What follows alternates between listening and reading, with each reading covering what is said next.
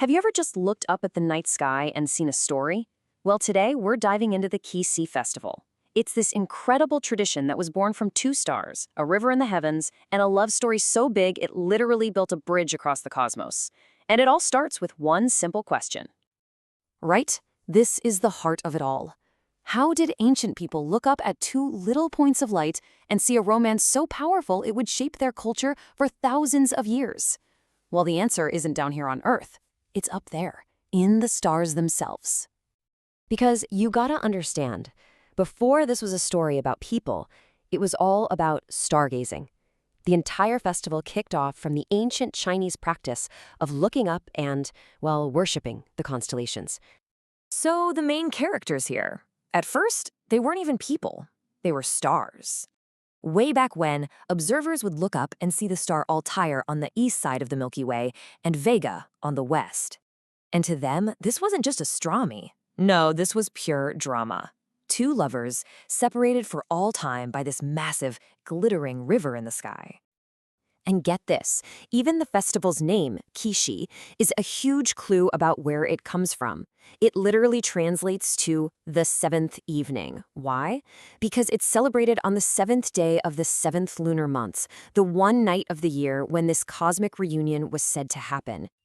And this reverence for the stars was, it was everything. This wasn't just some casual hobby.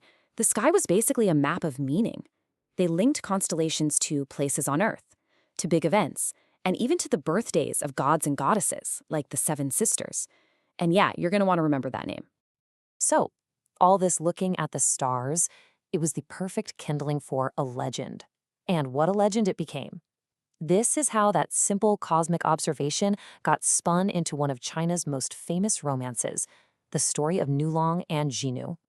All right, so let's meet our heroes. On one hand, you have Nulong. He's down on Earth, a poor cowherd, pretty much all alone except for his old ox. And then, way up in the heavens, you've got Junu. She's a goddess, one of those seven sisters, and she's an absolute master at weaving. So one day, Nulong's ox starts talking to him. Yep, turns out he's a magical ox. And he gives Nulong this, let's call it a very specific set of instructions. He says, go to the lake. The celestial maidens will be bathing there. You find the one named Jinu, and you hide her clothes. The ox tells him that without her magic robes, she can't fly back to heaven, and, well, she'll marry him. And crazily enough, the plan actually works. Xenu and Nulong get married, and for a while, life is perfect. He's farming the land, she's weaving, they have two kids. It's a happy, normal life. But, you can't have a goddess secretly living on Earth without heaven eventually noticing. And yep, heaven notices. The Queen Mother of the West, a very powerful deity, finds out that her best weaver has married some mortal nobody, and she is furious. We're talking absolute rage. She immediately sends her guards down to drag Junu back where she belongs. And just like that, Xenu is gone, ripped from her family and taken back to the sky. But Nulong refuses to give up. See, his magical ox had told him that after it died, he should keep its hide. So he throws on the cowhide, which lets him fly, grabs his two kids, and launches himself into the heavens in a desperate chase. He's getting closer, so close he can almost reach her, when the Queen Mother makes her move. But she doesn't summon lightning or some giant monster. All she uses is one simple little thing, a single golden hairpin. She takes that hairpin and just scratches a line across the sky. And in that instant, a massive, swirling river erupts into existence. The Milky Way. It separates Nulong and Xenu forever. And just like the stars they represent, Altair and Vega, they're now stuck on opposite sides, able to see each other but never touch. So that's it, right? Story over? Well, not quite. Their love and their heartbreak was so powerful that it could be felt all the way down on Earth, and it moved the hearts of every single magpie in the world. So in this one beautiful, incredible act, all the magpies fly up to the heavens. Together, they form a living, breathing bridge with their own bodies, creating a pathway right across that celestial river so the two lovers can finally be together, even if it's just for a moment. This display of compassion actually moves the ruler of heaven, the Jade Emperor himself.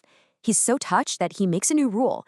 He decrees that the lovers can meet on the Magpie Bridge, but, and this is a big but, only once. just one single day each and every year on the seventh night of the seventh moon. And that powerful, bittersweet story became the absolute emotional core of the festival. All of its themes, the love, the longing, the skills Janu had as a weaver, they started to inspire centuries of real-world customs and traditions.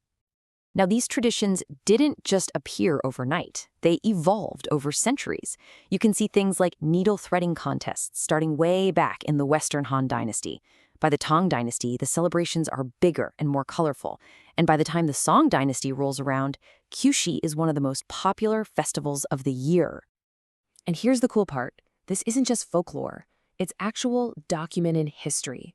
We have texts from more than 2,000 years ago that describe how the ladies in the imperial palace would compete to thread needles on Qixi. And what started with them soon spread to everybody. This all led to the festival's most important tradition, called Qichao. It basically means praying for dexterity or praying for skill.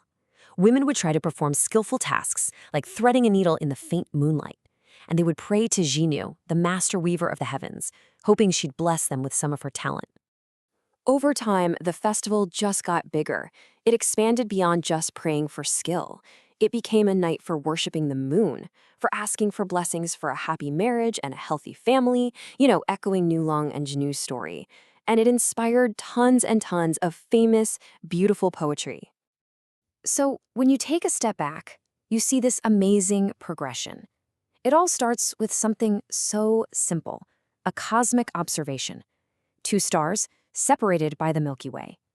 That observation then sparks a deeply human story about love and loss. And that story, in turn, creates the foundation for cultural traditions that have lasted for millennia. It's really just a powerful reminder of our timeless need to find meaning and stories in the world around us. And it kind of makes you wonder, doesn't it? As we look up at that same night sky with all our modern science and knowledge of the cosmos, what stories do we see written in our stars today?